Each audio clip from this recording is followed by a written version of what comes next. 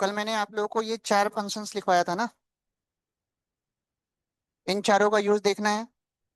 Copy, copy tree, move और RM tree, है ना।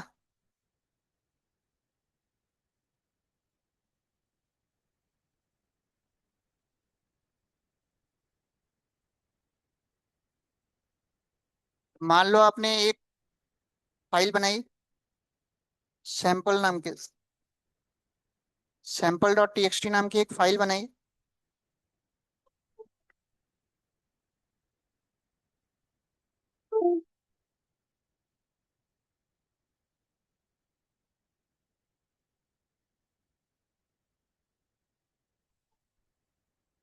हाँ।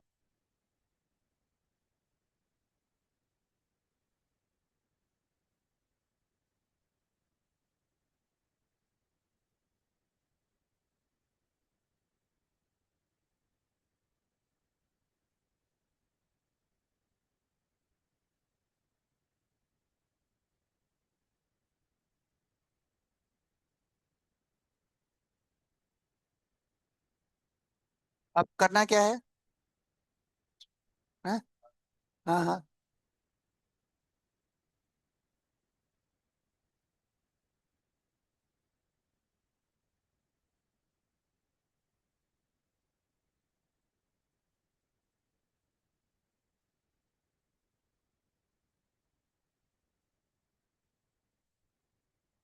मैंने यहाँ पे सटिल लाइब्रेरी यूज की।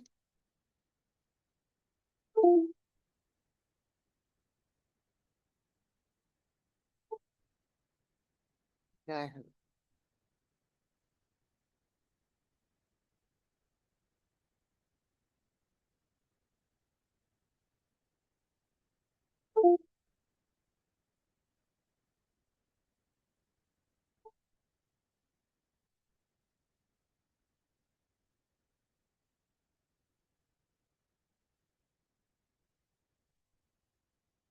सटिल नाम की लाइब्रेरी हमने यूज की।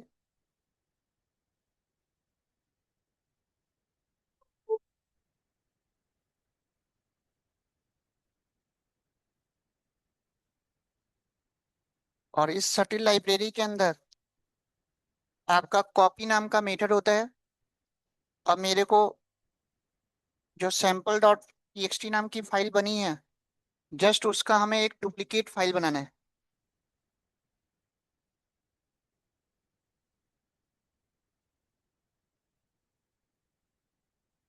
तो एक बार नोट कर लो।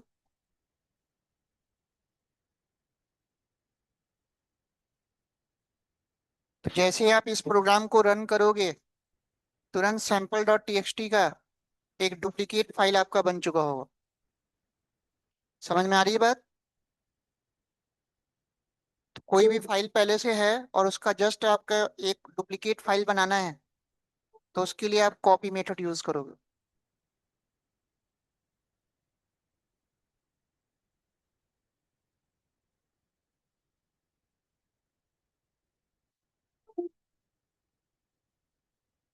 कल आप नहीं आए थे ना। कल ये सब बता चुका हूँ। सब बता चुका हूँ कल। कल की रिकॉर्डिंग देखना, तो उसमें सब बता चुका हूँ। देखा होता तो पूछते ही नहीं। ये सब कल लिखवाया भी था और सब बता दिया। अरे सबसे लास्ट में देखो रिकॉर्डिंग। देखा है? हाँ जी, कल नहीं बताया हूँ ये सब के बारे में। अब बताओ।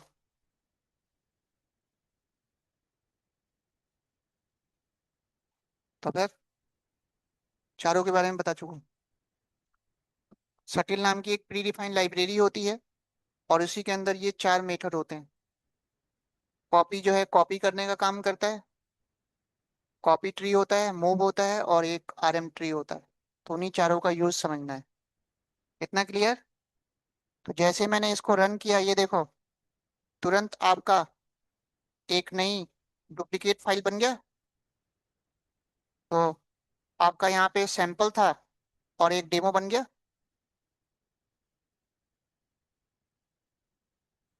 और इसके अंदर भी डेटा वही होगा जो आपके सैंपल के अंदर है।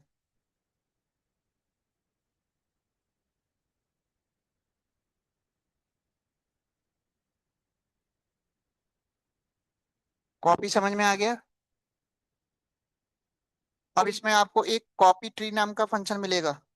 कॉपी ट्री क्या होता है, ध्यान से समझना।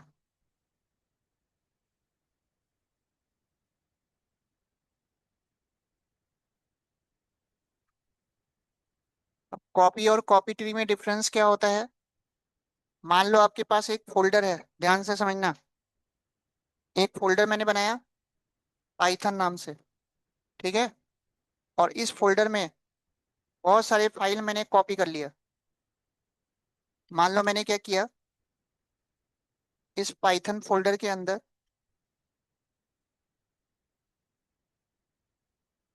बहुत सारी फाइल मैंने मान लो कॉपी कर ली।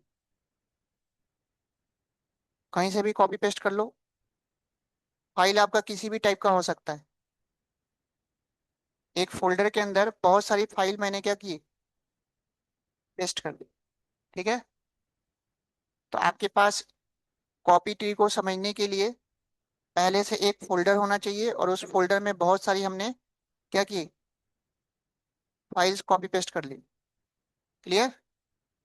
तो आपके पास एक पाइथन नाम का फोल्डर है जिसमें बहुत सारी फाइल्स हैं। अब मेरी रिक्वायरमेंट ये है कि मैं चाहता हूँ कि एक दूसरा फोल्डर बने, और उस दूसरे फोल्डर के अंदर इस फोल्डर से सारा फाइल एक ही बार में कॉपी हो जाए। तो अगर आपको सिंगल फाइल कॉपी करना है तब तो आप कॉपी मेथड यूज करोगे, और अगर मल्टीपल फाइल कॉपी करना है तो कॉपी ट्री। समझ में आ रहा है। एक फोल्डर से दूसरे फोल्डर में, है ना।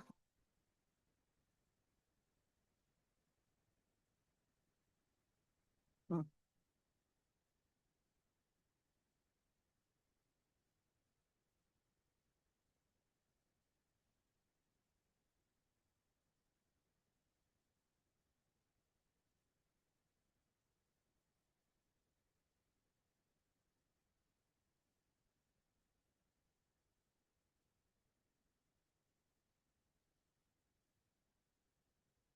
एक फोल्डर से दूसरे फोल्डर में मल्टीपल अगर फाइल्स कॉपी करना है तो इसके लिए आपको कॉपी ट्री यूज करना होगा। कैसे करेंगे देखो।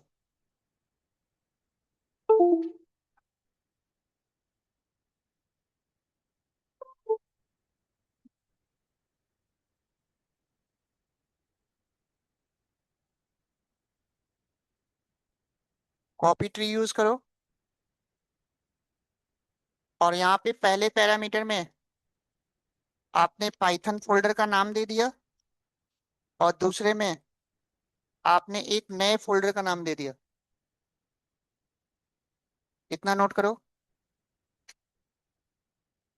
अब जो दूसरे पैरामीटर में जो फोल्डर का नाम देना है वो फोल्डर बना नहीं होना चाहिए। तो ये कॉपी ट्री दो काम करेगा, आपका जावा नाम का फोल्डर बनाएगा भी, और पाइथन फोल्डर से जितनी भी फाइल्स होगी वो उसमें कॉपी भी करेगा। आ गई बात समझ में। तो जब भी आपको एक फोल्डर से मल्टीपल फाइल्स को एक दूसरे फोल्डर में कॉपी करना हो तो उसके लिए आपको कॉपी ट्री यूज करना है। तो कॉपी मेथड में और कॉपी ट्री में difference clear. Single file copy करना है तो कॉपी, और मल्टीपल फाइल कॉपी करना है तो कॉपी ट्री। ठीक है। तो ये देखो जैसे ही मैंने रन किया, मैसेज क्या आया, फाइल्स कॉपीड। अब जाके आप देखोगे तो ये देखो एक नया फोल्डर बन गया जावा नाम से, और इस फोल्डर के अंदर सारे फाइल्स कॉपी हो गए। यानी कि पाइथन फोल्डर के अंदर भी है और आपका जावा के अंदर भी आ गया। कोई डाउट, समझ में आई बात, हो रहा है। तो एक फोल्डर से दूसरे फोल्डर में अगर मल्टीपल फाइल्स को अगर कॉपी करना हो तो आपको कॉपी ट्री यूज करना होगा। हो गया।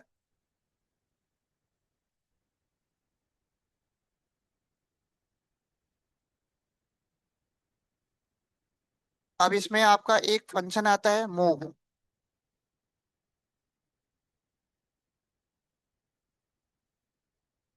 अब ये मूव करेगा क्या, ध्यान से समझना।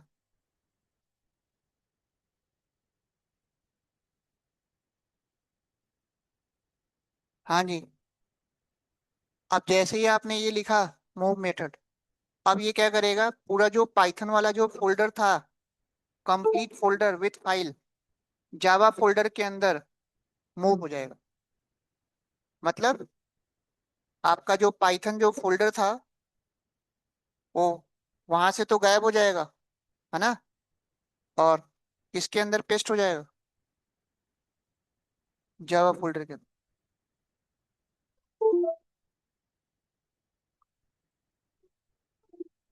यानी कि अभी जब मैं इसको रन करूंगा तो ये जो पूरा पाइथन वाला जो फोल्डर है, वो किसके अंदर मूव हो जाएगा, जावा के अंदर।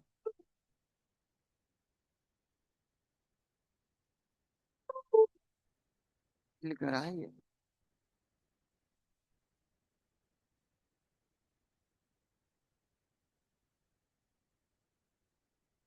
हाँ देखो, जब मैंने इसको रन किया तो मैसेज क्या आया, और जाके आप देखोगे तो देखो पाइथन फोल्डर यहाँ से गायब हो गया और किसके अंदर चला गया, जावा के अंदर, विथ फाइल चला गया पूरा। तो यानी कि ये कट का काम कर रहा है, कट और पेस्ट कर रहा है ना। लिख लो, वो बना होना चाहिए, दोनों फोल्डर होना चाहिए। ये बनाएगा नहीं, इसके लिए आपके पास जो जावा नाम का फोल्डर है वो भी बना होना चाहिए, ये बनाएगा नहीं। अगर नहीं बना होगा तो एरर शो कर देगा। कॉपी ट्री में तो बनाता है नया, लेकिन यहाँ पे आपका दोनों फोल्डर बना होना चाहिए जिसमें आपको मूव करना है। समझ गए। हाँ जी, सेम लोकेशन पे। अगर सेम पे नहीं है तो फिर पाथ देना पड़ेगा। मान लो आपका ये जावा फोल्डर डी ड्राइव में है, तो यहाँ पे ऐसे पाथ देना पड़ेगा। समझ गए। ये तो स्टार्टिंग में बताया था कि अगर आप पाथ नहीं देते हो तो जहाँ पे आप प्रोग्राम सेव कर रहे हो वहीं पे फोल्डर होने चाहिए। समझ गए। नहीं तो वो एरर शो कर देगा।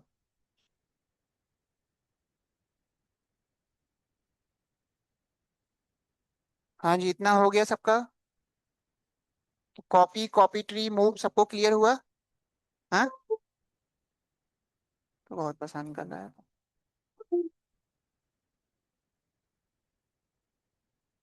चलो आगे देखो, नेक्स्ट मेथड कौन सा था।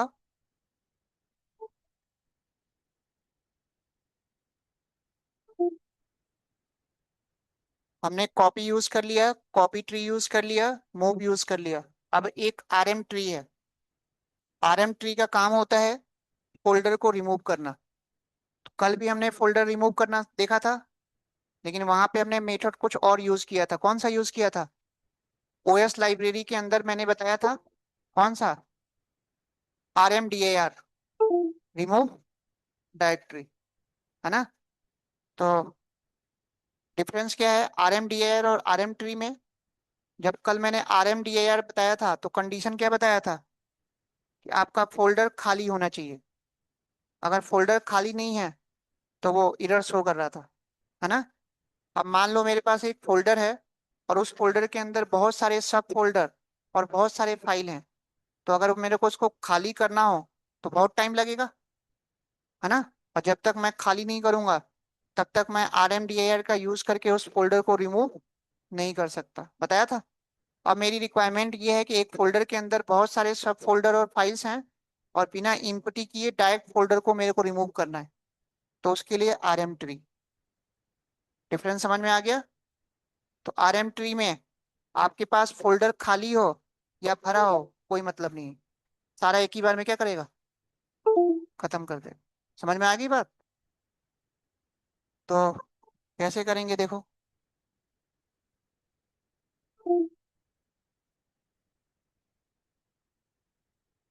अब मेरे को इस फोल्डर को परमानेंट क्या करना है, रिमूव करना है।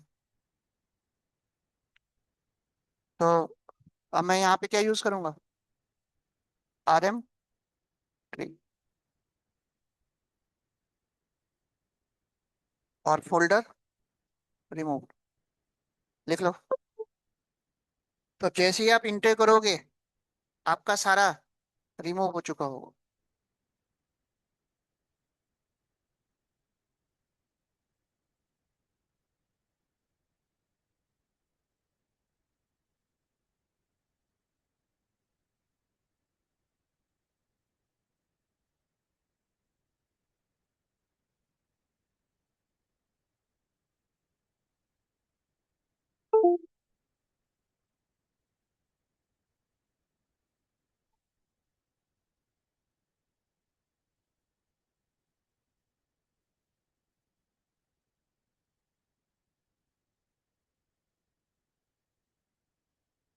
हम्म, वो लोकेश है क्या उसका?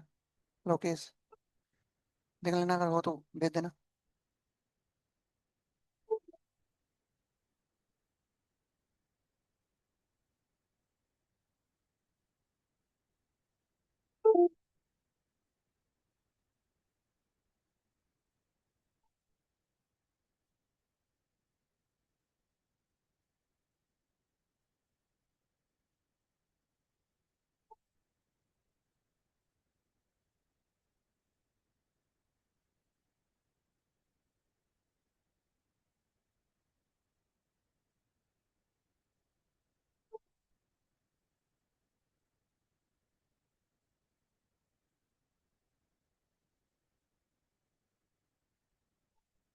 जैसे ही आप रन करोगे, आपका ये फोल्डर पूरा परमानेंट क्या होगा, रिमूव हो जाएगा। ये देखो, अब कोई एरर नहीं आया।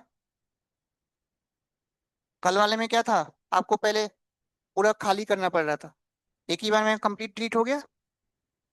तो ये डिफरेंस आपको याद रखना है। RMDIR के लिए कंडीशन ये है कि जो भी फोल्डर को आपको रिमूव करना है वो इम्प्टी होना चाहिए, और ये आपका इम्प्टी हो या भरा हो, एक ही बार में रिमूव करके। चारों का यूज।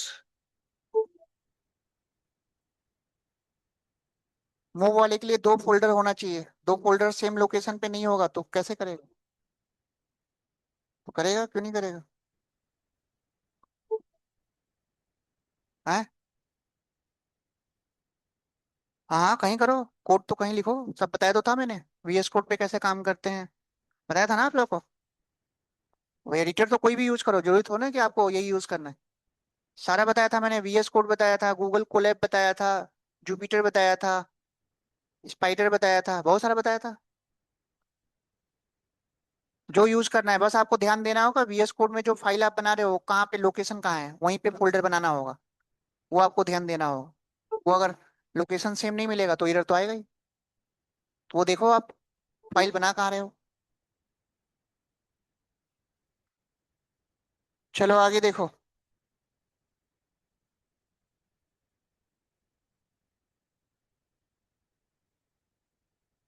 अब एक बार देखना, जो मैंने ऑपरेशन आप लोगों को बता चुका हूँ, कितने ऑपरेशंस बचे हैं। 15 ऑपरेशन लिखवाए थे ना, 15 में से कौन कौन से ऑपरेशन बचे हैं, देख के बताना। स्टार्टिंग में 15 ऑपरेशन लिखवाए थे, कौन कौन सा बचा है?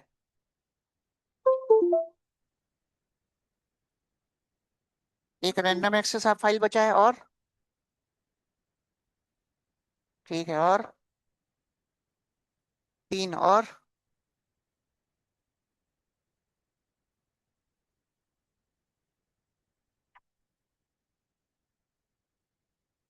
बस तीन ही तो बचा है, बाकी तो सब हो गए। सारे हो गए ना, देख लो ना एक बार।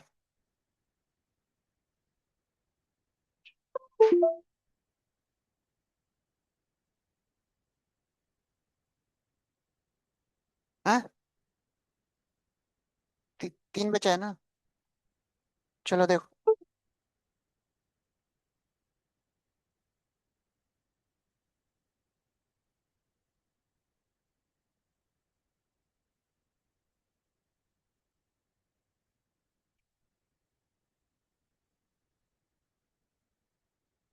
देखो, हाउ टू वॉक फोल्डर, सब फोल्डर एंड फाइल्स।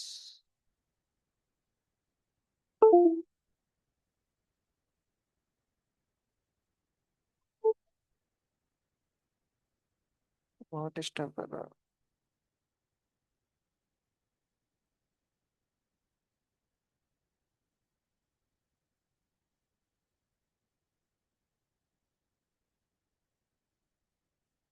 जैसे मान लो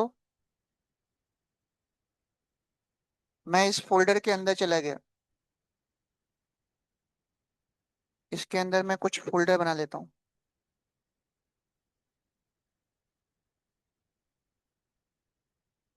इसके अंदर मैं कुछ सब फोल्डर बना देता हूँ।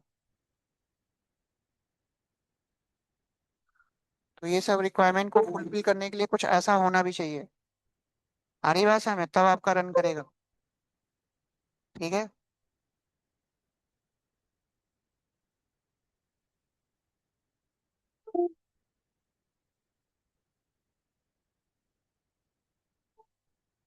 सही कराना पड़ेगा पहले रोबोट्स को।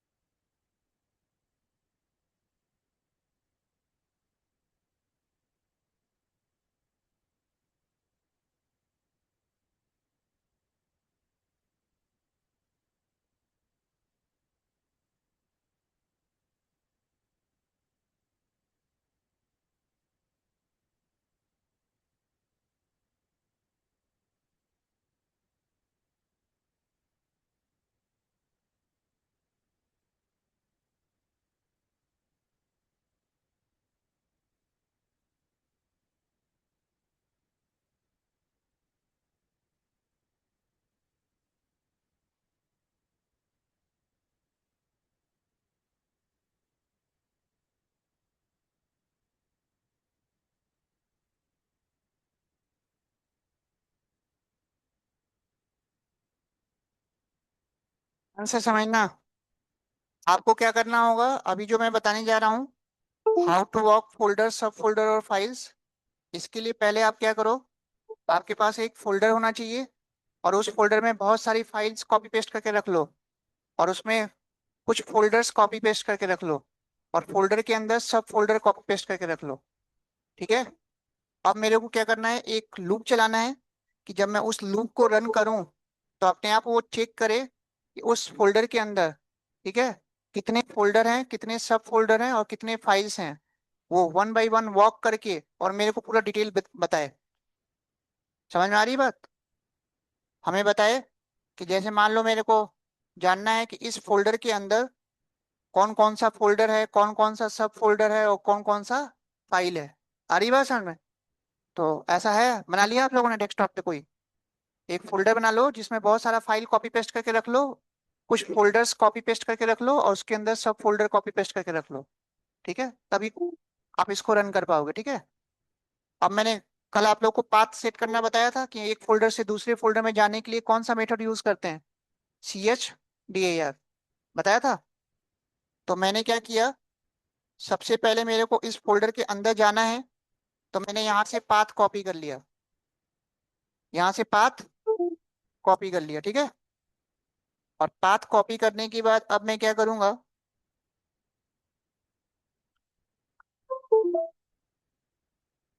सिस्टम में तो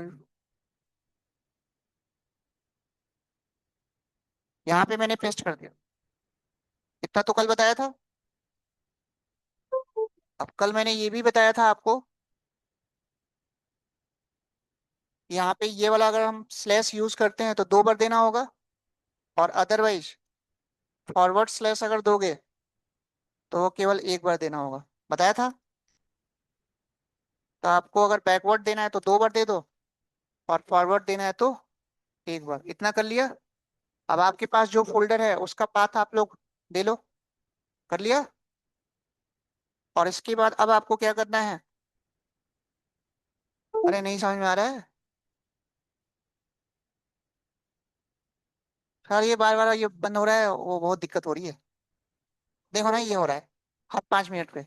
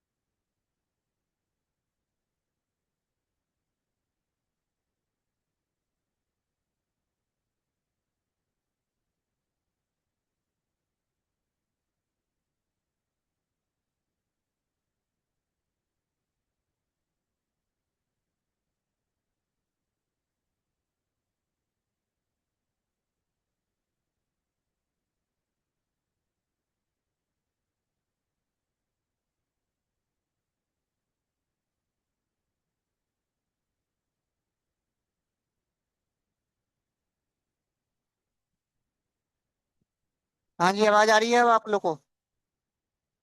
एक बार ये कोड रन करके देखो, काम कर रहा है? आ रहा है सारा फोल्डर जितना भी है, सब फोल्डर है। इसके बाद आपको सब फोल्डर भी अगर देखना है तो अब सब फोल्डर को भी डिस्प्ले कर लो और फाइल को भी डिस्प्ले कर लो। तो जैसे ही आप ये लूप चलाओगे ना, तो आपका सारा एक साथ शो हो जाएगा। करके देखो, सारा काम कर रहा है। अब आपके उस फोल्डर के अंदर जाके वन बाय वन सारा वॉक करके एक एक बता रहा होगा कि आपके उस फोल्डर के अंदर कितने फोल्डर हैं, कितने सब फोल्डर हैं। नाम क्या दिया है?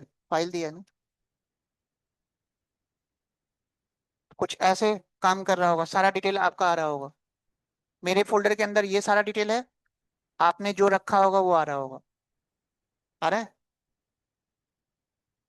तो इस तरह से आपको समझ में आ गया कि कैसे आपको एक फोल्डर से दूसरे फोल्डर में जंप करके और उसके अंदर सारा वॉक करके आपको पता कैसे करना है, फोल्डर को, सब फोल्डर को और फाइल्स को। कर रहा है? तो इसके लिए आपको ओएस के अंदर वॉक नाम का मेथड मिलेगा। ठीक है? इतना हो गया सबका? हम्म।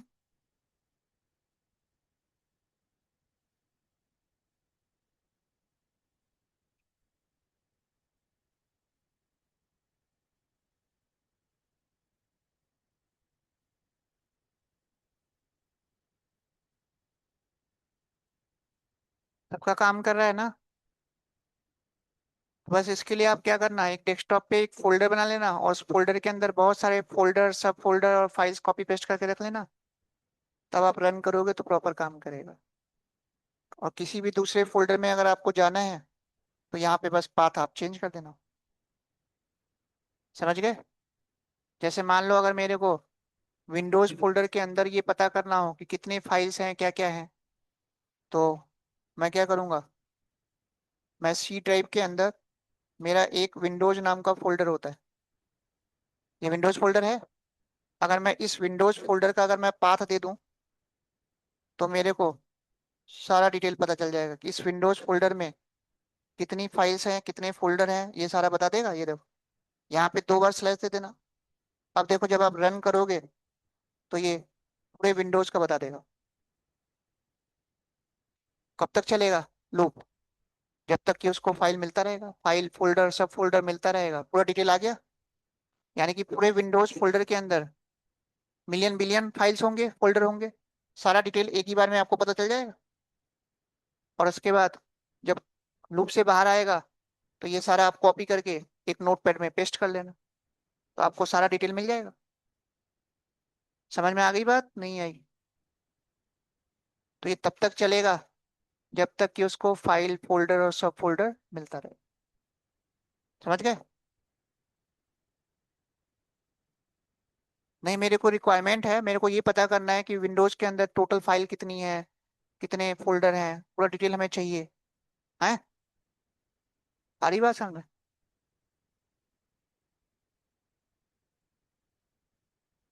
ठीक। चलो, नेक्स्ट कॉन्सेप्ट क्या था?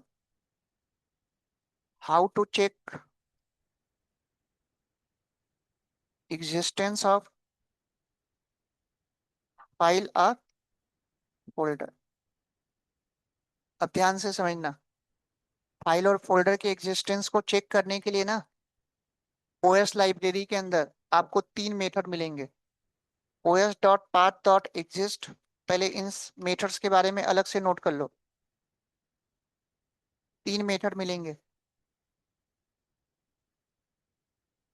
अलग से इनके बारे में नोट कर लो पहले।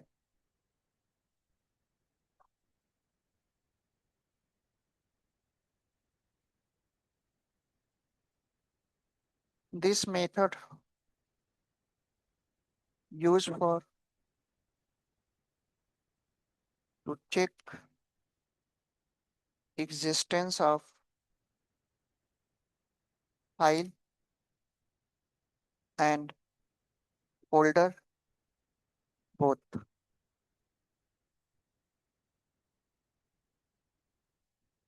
दिस मेथड यूज फॉर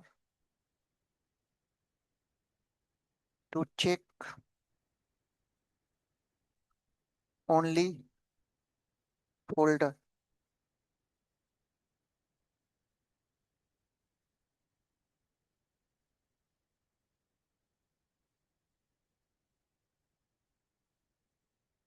एक बार ये नोट कर लो, फिर हमें तीनों का यूज देखना है।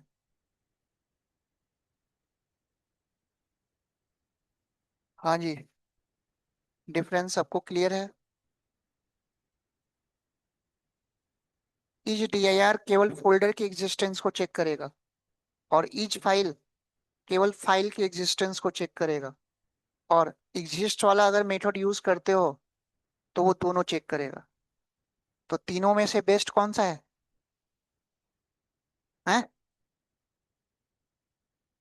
कौन सा बेस्ट होगा तीनों में से? एग्जिस्ट वाला।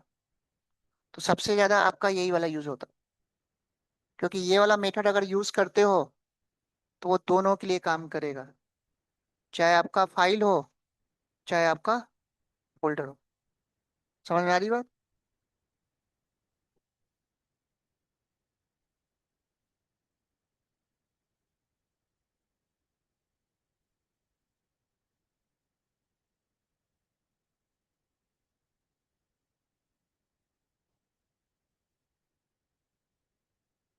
हाँ जी, हो गया। बताऊं? अब मेरी रिक्वायरमेंट क्या है, ध्यान से सुनना।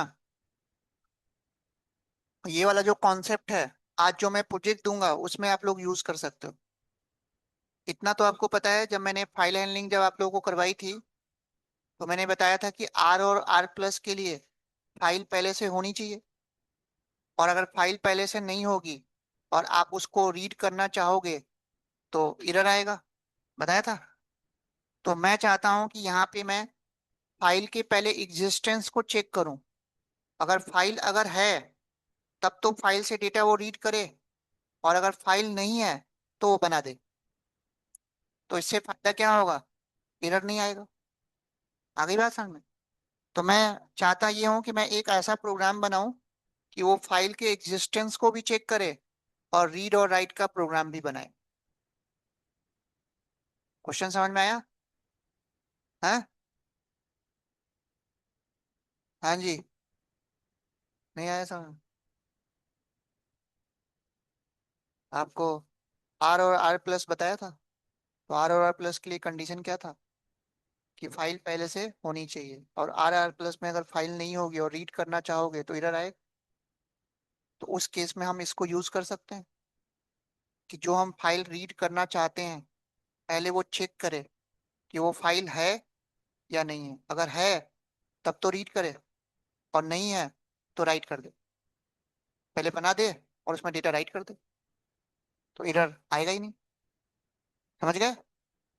तो देखो मैं कैसे करने वाला हूँ। अभी लिखना मत, पहले समझना कैसे मैं कर रहा हूँ। तो मैं दो टास्क एक साथ परफॉर्म करूंगा। फाइल के एग्जिस्टेंस को भी चेक करना है, और साथ साथ मेरे रीड और राइट का प्रोग्राम भी बनाना। ठीक है, तो कैसे करूंगा देखो। If os dot path dot exist. अब देख के बताओ ये लाइन क्या करेगा।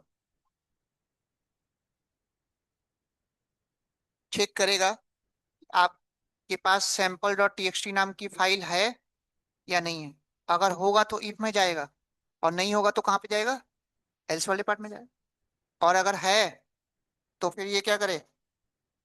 फिर इस फाइल को वो रीड मोड में ओपन करे। इस फाइल को किस मोड में ओपन करे? रीड मोड में। और रीड मोड में ओपन करने के बाद आपका इस फाइल से जो डेटा है वो रीड करके हमें डिस्प्ले कर दे। और उसके बाद इस फाइल को मैं क्या करूँ? क्लोज कर। हाँ जी, इतनी बात समझ में आई।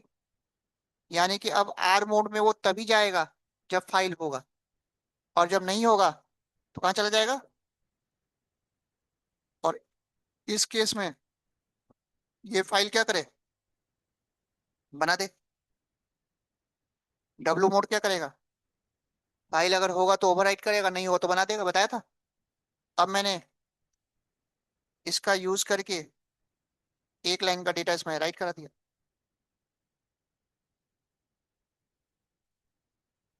इसके बाद हमने मैसेज पास कर दिया, राइट डेटा इनटू फाइल, है ना। और जब तक आप इस फाइल को क्लोज नहीं करोगे तब तक डेटा राइट नहीं होगा। अब समझ में आ गया। यानी कि हमने यहाँ पे फाइल के एग्जिस्टेंस को चेक भी कर लिया और रीड और राइट का प्रोग्राम बना लिया।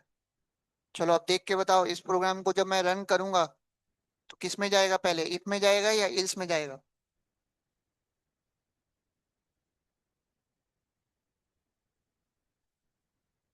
है, इल्स में जाएगा क्योंकि फाइल तो है ही नहीं ना। अभी तो मेरे पास फाइल है ही नहीं ना। तो इसका मतलब जब मैं रन करूंगा तो पहले ये इल्स में जाएगा और फाइल क्रिएट करके डेटा राइट कर देगा। ये देखो, अब जब मैं दोबारा रन करूंगा तो अब किस में जाएगा? यानी कि एग्जिस्टेंस को चेक किया और रीड कर लिया। तो यानी कि ये वाला कॉन्सेप्ट अगर मैं यूज कर लूं तो इस केस में एरर तो आएगा ही नहीं। समझ गए? तो आर या आर प्लस में पहले वो चेक करे कि फाइल है कि नहीं है, अगर है तभी वो जाए और तभी वो डेटा रीड करे, अदरवाइज वो बना दे। लिख लो। तो यहाँ पे हमने दोनों काम कर लिया, फाइल के एग्जिस्टेंस को भी चेक कर लिया और रीड और राइट का प्रोग्राम भी बना लिया। तो इस केस में गलतियां होने के चांसेस ना के बराबर। क्लियर हो रहा है सबको?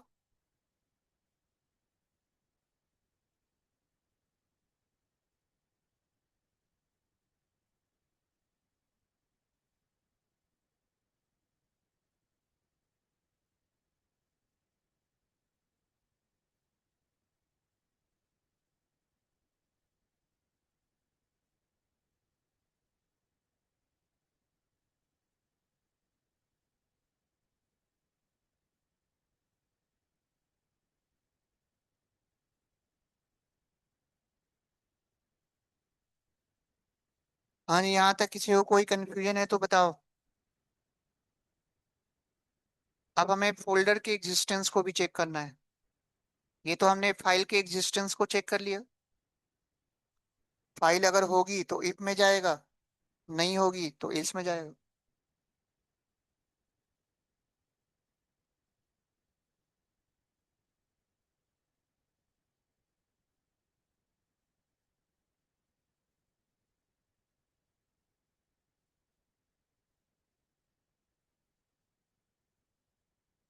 क्लियर?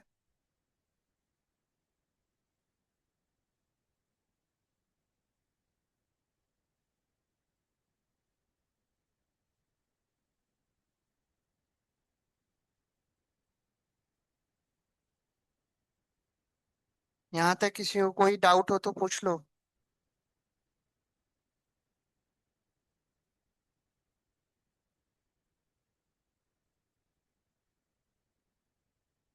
हो गया? काम कर रहा है? तो एक बार रन करोगे तो इल्स में जाएगा और दोबारा रन करोगे तो इफ में जाएगा।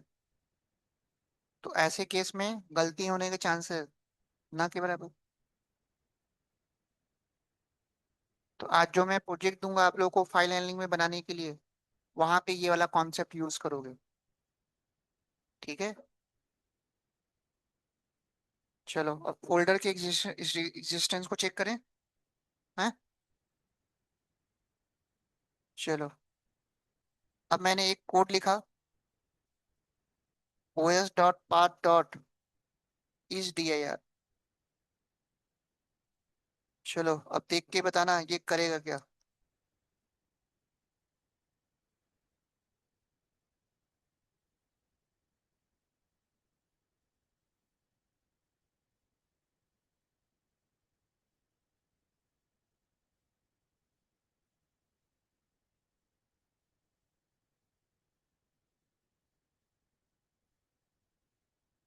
हम्म।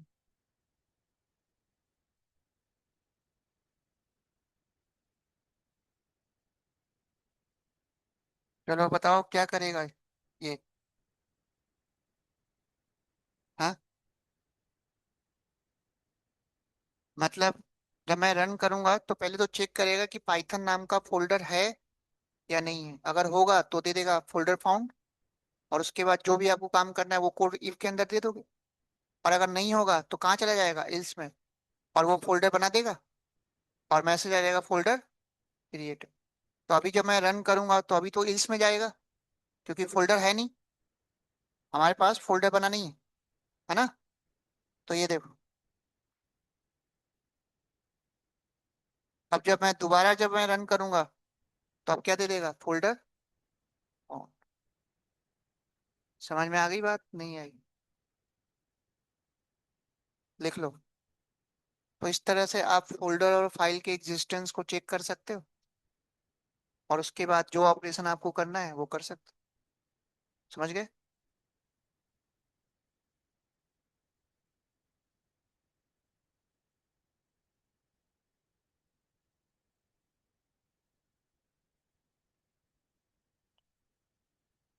तो ये कॉन्सेप्ट भी आप लोगों को समझ में आ गया कैसे करना है।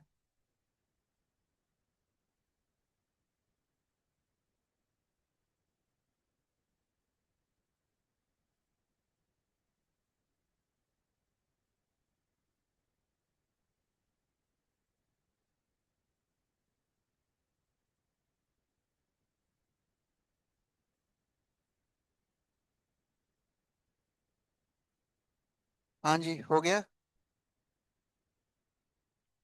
चलो, अब लास्ट ऑपरेशन क्या है, रैंडम एक्सेस ऑफ फाइल, है ना। बाकी तो सारे ऑपरेशन हमने कर लिया, 15 जो ऑपरेशंस लिखवाए थे सारे हो गए ना। बस रैंडम एक्सेस ऑफ फाइल बचा है, बाकी सारे हो गए। तो अब आप लोगों को फाइल हैंडलिंग का कॉन्सेप्ट समझ में आ रहा है। और पाइथन में कोई भी प्रोजेक्ट बनाना है बिना फाइल हैंडलिंग यूज किए, वो प्रोजेक्ट आपके काम का नहीं होगा। क्योंकि डेटा आपको अगर परमानेंट स्टोर करना है तो आपके पास दो ही वे है, या तो आपको फाइल हैंडलिंग का कॉन्सेप्ट यूज करना होगा या डेटाबेस, और कोई ऑप्शन नहीं। डेटाबेस। तो आगे जब आप लोग एसक्यूएल पढ़ लोगे तो पाइथन और एसक्यूएल से कनेक्शन करके फिर मल्टीपल प्रोजेक्ट्स बनाओगे। समझ गए? तो small amount of data permanent store करने के लिए हम फाइल हैंडलिंग का कॉन्सेप्ट यूज करते हैं, और large amount of data store करने के लिए डेटाबेस। समझ गए? और जब तक आप डेटा को परमानेंट स्टोर नहीं करोगे तब तक वो प्रोजेक्ट कोई काम का होगा ही नहीं। जैसे इसके पहले जो मैंने प्रोजेक्ट बनवाया था तो वो कोई काम का नहीं था, क्योंकि उसमें आप जो जो नाम आप स्टोर कर रहे थे वो कहीं स्टोर तो हो ही नहीं रहा था। जैसे ही आपने प्रोजेक्ट को बंद किया और दोबारा से रन करोगे तो जो जो नाम आपने ऐड किया था वो सब खत्म। तो रियल में तो ऐसा नहीं होना चाहिए ना। तो अब उसी प्रोजेक्ट में आपको फाइल हैंडलिंग यूज करके मंडे दिखाना है आप लोगों को। तो जब तक उस वाले प्रोजेक्ट में फाइल हैंडलिंग का कॉन्सेप्ट यूज नहीं करोगे तब तक आपका डेटा परमानेंट स्टोर नहीं होगा। तो पहले वाले प्रोजेक्ट में हमने लिस्ट का कॉन्सेप्ट यूज किया था। अब उसी प्रोजेक्ट्स में अब आपको लिस्ट हटा के टेक्स्ट फाइल बनाने के बाद और उसमें डेटा स्टोर हो, और वहीं से डेटा आपका रीड हो, डिस्प्ले हो, डिलीट हो। तो ये करके आप लोगों को मंडे दिखाना है। ठीक है? चलो नेक्स्ट लिखो, random access of file.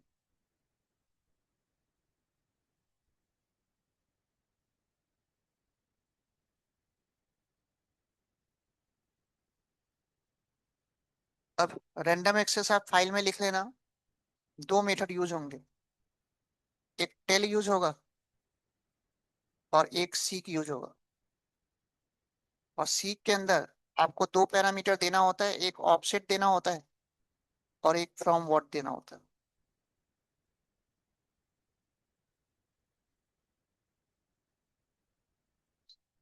Tell cursor का लोकेशन बताएगा।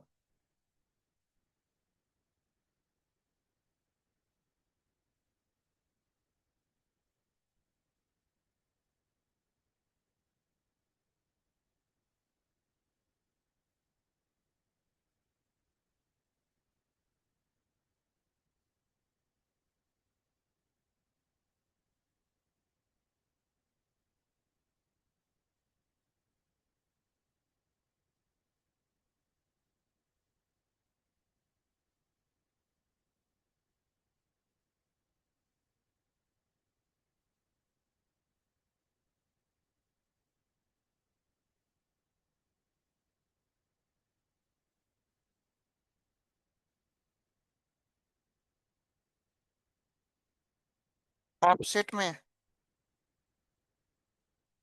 आप पॉजिटिव वैल्यू दोगे या निगेटिव वैल्यू दोगे?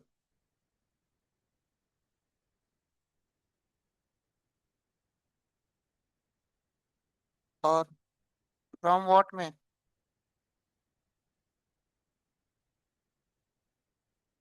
आप जीरो दोगे या टू दोगे?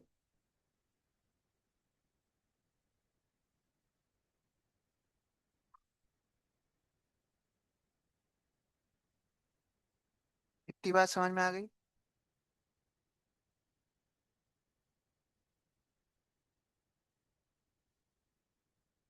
तो टेल और सीक का यूज करके आप रैंडम एक्सेस ऑफ फाइल को समझ सकते हो।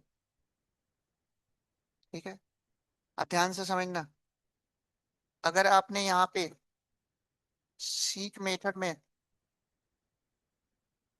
अगर आपने फ्रॉम व्हाट में जीरो दे दिया, तो उस केस में हमेशा ऑफसेट में पॉजिटिव वैल्यू दोगे, निगेटिव वैल्यू नहीं दे सकते। ठीक है, जीरो देने का मतलब ये होगा कि आपका कर्सर कहीं पे भी हो, बिल्कुल स्टार्टिंग पोजीशन पे आ जाएगा यहाँ पे। और इस केस में अगर आपने निगेटिव वैल्यू दिया तो वो तो बैकवर्ड चलेगा, और बैकवर्ड कुछ डेटा मिलेगा उसको, तो हमेशा क्या चलेंगे, फॉरवर्ड। तो +5 देने का मतलब अब ये 5 कैरेक्टर आगे जंप करेगा, 1 2 3 4 5, और फिर यहीं से फिर आगे का डेटा वो रीड करेगा। समझ में आ गई बात? तो जीरो देने का मतलब आपका कर्सर कहीं पे भी हो, कहाँ चला जाएगा, स्टार्टिंग में। और अगर आपने टू दे दिया तो हमेशा यहाँ पे आपको ऑफसेट में निगेटिव वैल्यू देना है। टू देने का मतलब कर्सर कहीं पे भी हो, आपका लास्ट इंडेक्स पे चला जाएगा। और लास्ट इंडेक्स पे जाने का मतलब अब अगर आप प्लस वैल्यू देते हो तो आगे तो डेटा है ही नहीं, तो निगेटिव दोगे तभी तो बैकवर्ड चलेगा। आई बात समझ में? अब जैसे मैंने यहाँ पे थ्री दे दिया, -3, तो अब ये बैकवर्ड चलेगा, 1 2 3, और यहीं से फिर आगे का डेटा वो रीड करेगा, पीछे का डेटा तो रीड कर ही नहीं सकता। डेटा जब भी रीड करेगा हमेशा आगे का करेगा, पीछे तो करेगा करेगा ही नहीं कभी भी। आ गई बात समझ में? तो इसका मतलब अगर आपने -3 कर दिया, अब तो कर्सर यहाँ पे आ गया, अब जब डेटा आप रीड करोगे तो केवल यही दो कैरेक्टर आएगा।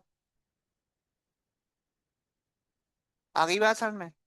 तो रैंडम एक्सेस ऑफ फाइल का मतलब ही यही होता है कि आपको कर्सर को कहीं पे भी फॉरवर्ड या बैकवर्ड मूव करके बीच बीच में से डेटा आपको एक्सेस करना है। समझ में आ गई बात, नहीं आई? हाँ। अब इसका रियल यूज जो प्रोजेक्ट मैंने दिया है उसमें कैसे, देखो, इतना नोट कर लिया? चलो, अब इसका रियल यूज कहाँ पे आएगा, जो मैं प्रोजेक्ट दिया हूँ उसमें आएगा। अब इस प्रोजेक्ट में जब तक आप ये रैंडम एक्सेस वाला कॉन्सेप्ट यूज नहीं करोगे बनेगा ही नहीं। जैसे मैंने प्रोजेक्ट क्या दिया है कि आपको प्रोजेक्ट जो बनाना है उसमें अपने आप एक नोटपैड की फाइल बन जाए, और इसमें अलग अलग स्टूडेंट का नाम ऐड होता जाए, हैं? तो मान लो ऐसे मैंने बहुत सारे नाम स्टूडेंट्स के ऐड कर लिए। ठीक, अब आपसे बोल दिया गया कि मेरे को सरोज को डिलीट करना है। तब सरोज को डिलीट करने के लिए पहले तो आपको फाइंड करना होगा कि सरोज है कहाँ पे। तो सबसे पहले मैं कर्सर को जीरो इंडेक्स पे मूव कराऊंगा, और मूव करने के बाद 1 बाय 1 चेक करूंगा। पहले इसको चेक करे कि इसका नाम सरोज है, नहीं मिला। फिर इसको चेक करे, नहीं मिला। फिर इसको चेक करे, और जहां पे मिल जाए उसको रिमूव कर दे। हाँ जी। तो जब तक मैं रैंडम एक्सेस आप कॉन्सेप्ट यूज नहीं करूंगा, 1 बाय 1 चेक नहीं करूंगा, तब तक पता कैसे चलेगा हमें? मान लो 200 मैंने नाम ऐड कर रखा है, तो हमें पता थोड़ा ना होगा कि ये सरोज किस पोजीशन पे है। तो जब तक यहाँ पे टेल और सीक यूज नहीं करोगे तब तक आप रिमूव कर ही नहीं सकते। तो अभी जो मैं प्रोजेक्ट दे रहा हूँ, अगर वो प्रोजेक्ट्स अगर आप बना लेते हो तो रियल में फाइल हैंडलिंग कहाँ पे यूज होगा आपको समझ में आ जाएगा। और उस प्रोजेक्ट के बेस पे 4 5 प्रोजेक्ट्स आप खुद से बना सकते हो। समझ में आ गई बात, नहीं आई? है? चलो तो पहले रैंडम एक्सेस आप फाइल देखें कैसे काम करता है। हैं? चलो, अब इसका प्रोग्राम थोड़ा बड़ा बनेगा, तो अभी लिखना मत, पहले देखो या लिखते चलो, फिर मैं समझाता हूँ। और प्रोग्राम में कुछ नया नहीं बनाऊंगा, रीड और राइट वाला ही प्रोग्राम बनाऊंगा। एक बार नोट करते चलो, फिर मैं आपको एक्सप्लेन करूंगा कि कैसे काम कर रहा है। प्रोग्राम इसका थोड़ा सा बड़ा बनेगा, ठीक है।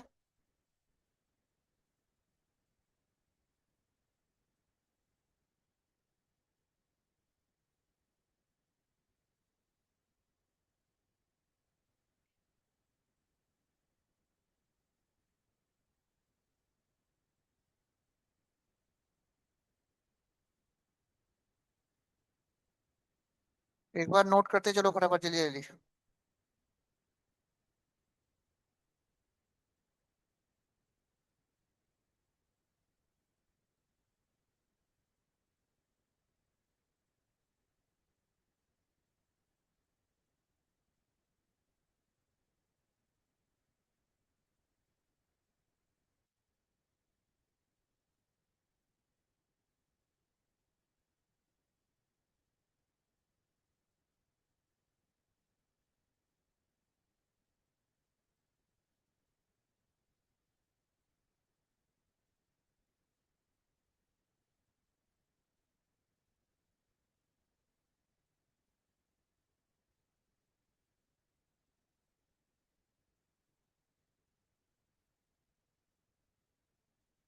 पीछे दिख रहा है? दिख रहा है ना?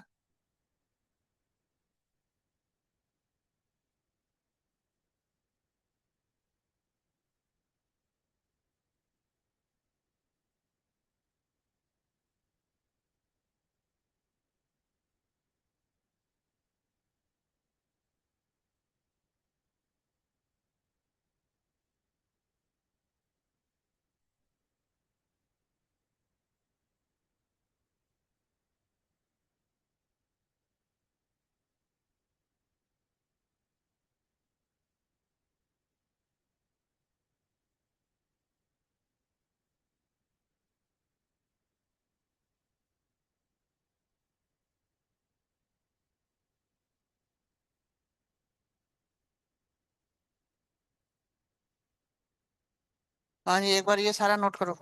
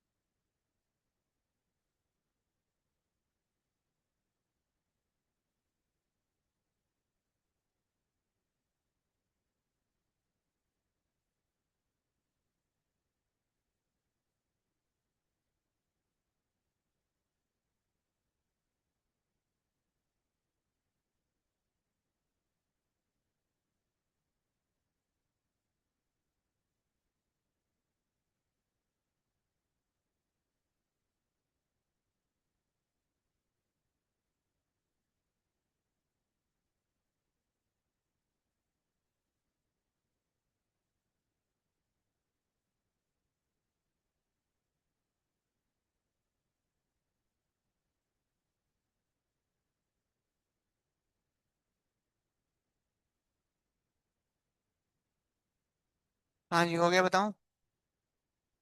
हो गया। नोट कर लिया सबने? अब लाइन बाय लाइन ध्यान से कोड समझना कैसे मैं इसको यूज कर रहा हूँ, ठीक है।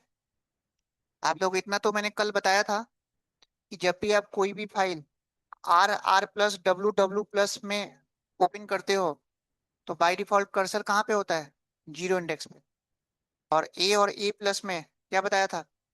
लास्ट में बताया था। तो अब ध्यान से देखना, अब होगा क्या? हो गया ना? हाँ, देखो क्या होगा।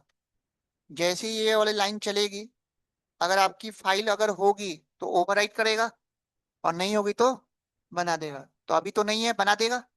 और उस फाइल में आपका ये राइट, एक लाइन का डेटा राइट हो जाएगा। ध्यान से लाइन बाय लाइन कोड समझना। हाँ।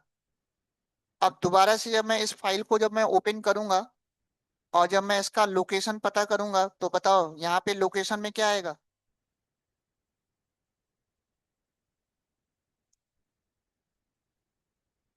अरे जीरो ही तो होगा, अभी तो मैंने बताया आपको। आर आर प्लस और डब्लू डब्लू प्लस में कर्सर हमेशा जीरो इंडेक्स पे होता है। तो इसका मतलब पोजीशन यहाँ पे जीरो ही तो बताएगा। कंफ्यूजन कहाँ है? यानी कि कर्सर कहाँ पे होगा? जीरो। तो पोजीशन जीरो बता रहा होगा, ये देखो। क्या बता रहा है? जीरो बता रहा है। अब ध्यान से समझना। हाँ। हाँ। जीरो बता रहा है। अब मैंने तीन कैरेक्टर रीड कर लिया। तो तीन कैरेक्टर का मतलब क्या? ये वेल। अब इसके बाद जब दोबारा से जब मैं पोजीशन पता करूंगा, तो अब क्या बताएगा? थ्री बताएगा। क्योंकि अब आपका कर्सर जीरो से कहाँ पे आ चुका है? थ्री पे। तो अब यहाँ पे पोजीशन क्या बता रहा है? थ्री बता रहा है। और इसके बाद जब आप डेटा रीड करोगे, तो कहाँ से कहाँ तक डेटा रीड करेगा? आठ कैरेक्टर। तो यानी कि कम टू आएगा। आठ कैरेक्टर रीड करेगा। तो यहाँ पे क्या आया? Come to. अब आपका कर्सर कहाँ पे पहुंच चुका है? यहाँ पे। 11। 11 हो गया। थ्री और एट कितना हुआ? 11। तो कर्सर आपका यहाँ पे आ गया। अब जब दोबारा से पोजीशन पता करोगे तो 11 आएगा। और डेटा क्या आएगा? फाइल है। अरे, अब आपका कर्सर कहाँ पे आ चुका है? अब इसके बाद अगर आप डेटा रीड करोगे तो कुछ नहीं आएगा। तो अब मैंने क्या किया? सीक का यूज करके मैंने कर्सर जो लास्ट इंडेक्स पे था, अब कहाँ पे ले आया? अरे पहले तो वो जीरो पे जाएगा। जीरो पे जाएगा। और जीरो पे जाने के बाद पांच कैरेक्टर आगे जंप कर जाएगा। एक, दो, तीन, चार, पांच। अब इसके बाद अगर डेटा आप रीड करोगे, तो मी टू फाइल हैंडलिंग आएगा। तो वही आ रहा है। ये देखो। तो प्रॉपर वर्किंग समझ में आया कि कैसे टेल और सीक काम कैसे कर रहा है? हाँ। तो सेम यही कॉन्सेप्ट आपको अपने प्रोजेक्ट्स में यूज करना है। अब प्रोजेक्ट्स में करना क्या है, मैं एक बार रन करके दिखा दूं करना क्या है। हैं? आधा प्रोजेक्ट तो आप लोग को ऑलरेडी बनाई है। पहला वाला जो प्रोजेक्ट मैंने बताया था, चार फंक्शंस बनाए थे। अब चारों फंक्शन में आपको फाइल हैंडलिंग का कॉन्सेप्ट यूज करना है और लिस्ट हटा देना है। तो देखो अब करना क्या है। और ये प्रोजेक्ट अगर आप बना लेते हो, तो रियल में फाइल हैंडलिंग का कॉन्सेप्ट आपको समझ में आ जाएगा। ठीक है। चलो। आपको करना कुछ ऐसा है कि जब मैं रन करूं प्रोजेक्ट को, तो कुछ आपका ऐसा आउटपुट में आ जाए। ठीक। इनफाइनाइट लूप बनेगा, क्या क्या बनेगा, ये सब तो पता ही है आपको। सब बता चुका हूं। ठीक। अब जब मैं वन प्रेस करूंगा, तो अभी तो मेरे पास फाइल है नहीं। तो अभी क्या आएगा? कुछ नहीं आया, है ना। स्टार्टिंग में तो कोई फाइल है ही नहीं ना। तो अब आपको ये करना है कि वन पे जैसे मैं वन प्रेस करूं, तो अगर फाइल हो तब तो वो रीड करके वो डेटा डिस्प्ले कर दे। और नहीं है तो वो क्या करे? बना दे। एक टेक्स्ट फाइल बन गई। अब देखो जब मैंने वन प्रेस किया, तो एक टेक्स्ट फाइल अपने आप बन गई। किस नाम से? डेटाबेस। अब इसमें अभी तो कुछ डेटा है नहीं। अब देखो, जैसे जैसे मैं नाम ऐड करता जाऊंगा, नाम ऐड करने के लिए क्या प्रेस करना है? टू। अब मैं अलग अलग नाम ऐड करता जा रहा हूँ। बहुत सारे नाम मैं ऐड करूंगा। अब ये परमानेंट आपका स्टोर हो रहा है। पहले परमानेंट स्टोर नहीं हो रहा था।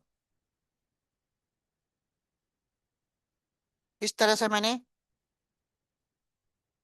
चार नाम ऐड कर लिया।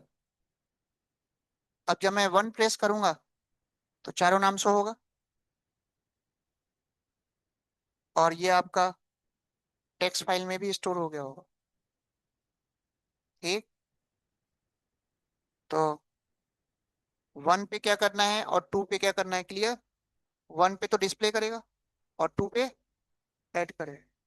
अब थ्री पे मेरे को रिमूव करना है। मान लो मेरे को ये पंकज को रिमूव करना है। अब जब मैं इसको रिमूव करूं तो ये स्पेस ना रहे, इसकी जगह पे खाली ब्लैंक स्पेस ना रहे, नीचे वाला जो नाम है वो ऊपर आ जाए, है ना। तो देखो कैसे करें। ओवरराइट नहीं करना, ओवरराइट थोड़ा करना है यहाँ पे। यहाँ पे random access of concept use होगा। अब मैं थ्री प्रेस करूंगा। अब मैंने कोई ऐसा नाम दे दिया जो है ही नहीं। तो क्या बताए, दे देगी, एरर थोड़ा आएगा। Not found, not found. और अगर मेरे को रिमूव किसको करना था, पंकज को।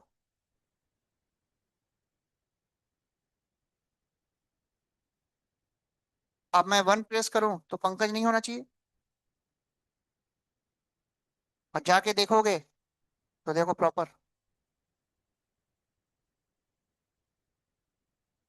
तो यहाँ पे रैंडम एक्सेस ऑफ फाइल वाला कॉन्सेप्ट यूज होगा। वन बाय वन चेक करेगा ना। तो यहाँ पे आपको सारे कॉन्सेप्ट यूज करने हैं, है ना। और सर्च में तो आपको पता ही। और जब मैं फाइव प्रेस करूं तो बाहर प्रोजेक्ट से बाहर। तो इस वाले प्रोजेक्ट्स को अगर आप बना लेते हो तो आपको रियल में समझ में आ जाएगा, इसमें सारी चीजें यूज हो जाएंगी। अभी तक पाइथन में जितना पढ़ा है, इनफाइनाइट लूप का कॉन्सेप्ट, जंपिंग स्टेटमेंट का कॉन्सेप्ट, आपका फाइल हैंडलिंग का कॉन्सेप्ट, फंक्शन का कॉन्सेप्ट, सारा यूज हो जाए। और इस प्रोजेक्ट को बना लेते हो तो इसी के बेस पे आप मल्टीपल प्रोजेक्ट बना सकते हो। Library management system, hospital management system, bank management system, employee management system, बहुत सारे बना सकते हो। बस डेटा ही तो चेंज होगा, कॉन्सेप्ट उसमें भी ये है। समझ में आ गई बात। तो ये सारा आप लोगों को करके मंडे दिखाना है। तो फाइल हैंडलिंग का कॉन्सेप्ट कंप्लीट हो गया। अब नेक्स्ट क्लास में एक्सेप्शन हैंडलिंग का कॉन्सेप्ट पढ़ेंगे। ठीक है। तो चार टॉपिक और बचे हैं। 2 हफ्ते और लगेगा आपका पाइथन फिनिश हो जाए। ठीक है। चलो आगे मंडे करेंगे।